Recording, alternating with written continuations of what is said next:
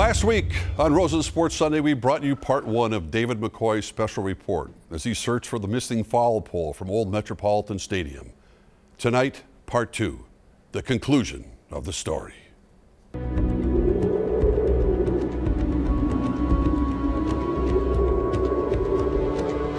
Let's start by recapping what we told you last week. There are relics from Old Metropolitan Stadium all over the state, but one of the ballpark's most defining features, the left field foul pole, has gone mysteriously missing. Oh, do I ever wonder what happened to the other one? It just kind of like it disappeared. We traced its path to Normandale College in Bloomington, where both poles stood intact till the early 90s. It was exciting. It was very exciting because obviously it added a lot to our program at that time, made it unique. After Normandale canceled its athletics programs in 1996, the right field foul pole was cut in half and now serves as both poles at Haddock's Field in Bloomington. But where is the other one? It was laying in, as I remember, the weeds over there someplace. Yeah, it was in pretty rough shape, and we decided it wasn't really salvageable, so that one we did not take.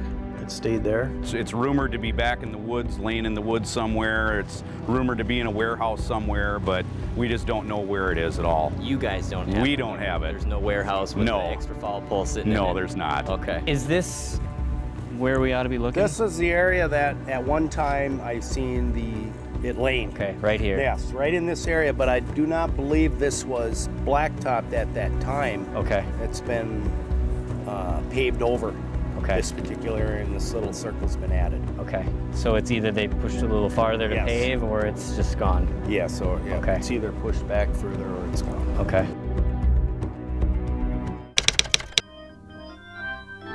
So we got Josh, metal detector, is going to help us out here, and Mona is going to join our search party as well. We headed into the woods and the weeds in search of our missing relic, hoping that wearing waders would deter any ticks. Wear this to work every day, huh? And that a metal detector would alert us if the weeds had hidden it. See how big it is and see if it's about the right size as what we're looking for. That seems pretty big. Whatever this is, seems to be pretty big. That's just a curb. Oh, it is? Yep. Thought maybe if it was like up against this thing and grown over, but Yeah. bug spray would have been a good investment on this little excursion. If I was a 100-foot foul pole from Metropolitan Stadium, where would I be hiding? This is really tall grass. Holy cow. Can't imagine they would have pushed it this far. We took a break from our excursion to see if we could find where the right field pole once stood. And you had heard that the footing is actually still here. Yep. Is that right? Okay.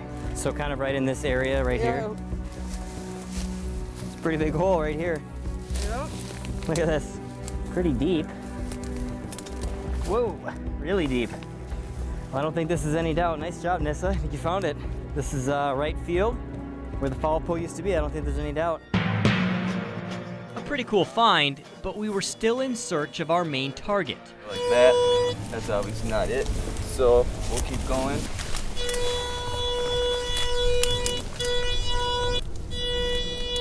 That's too small. Where would it be?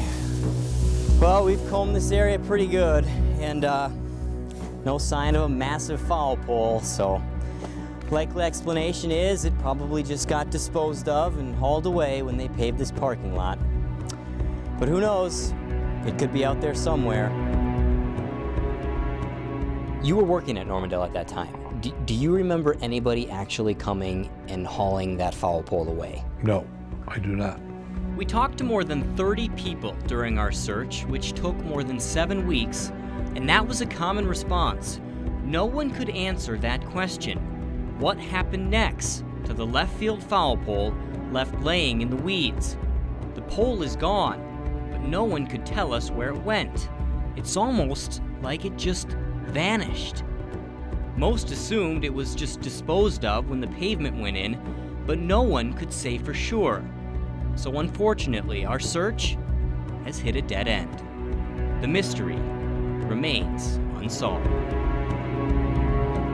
If you or anyone you know has any information regarding the whereabouts of the missing Metropolitan Stadium foul pole, please contact police. Actually, not the police, don't bother them. They've got enough to worry about. Just call us. Just not the police, just us.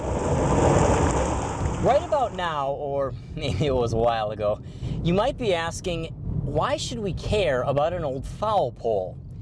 But just think of all the history it witnessed. 246 of Killebrews home runs, 3 Twins MVPs, an All-Star game, and a Game 7 of a World Series. So this is what remains. The right field foul pole still stands tall in Bloomington, even if it's in 2 pieces.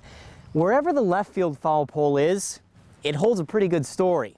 In 1977, with first place on the line against the White Sox, a fan who'd had a few too many climbed to the top of it in the 4th inning. They had to stop the game, and they got security, and you weren't going to send somebody else up to drag them down. You had to talk them down. It only delayed what turned out to be a pretty good day for Rod Carew. He had 6 RBIs that day and raised his average above 400. That was the same year Carew won the MVP. And it was the same year, 1977, that the Minnesota legislature passed a stadium bill, which spelled the beginning of the end for the Met and its ill-fated foul pole.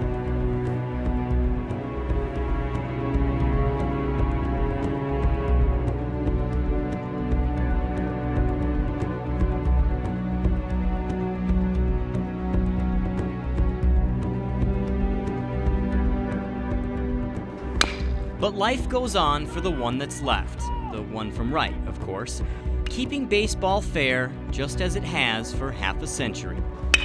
These days, it might not be deciding a World Series Game 7 like its missing partner, but it does help us find a link to our past. And now another stadium is about to be history. Just like its older cousin, the Metrodome's days are numbered. In fact, baseball has already said goodbye to this place. Which makes me wonder, where are the Metrodome's foul poles? They had foul poles there. Coming up next week, David goes hunting for the Fountain of Youth, the Holy Grail, and Amelia Earhart. You won't want to miss that.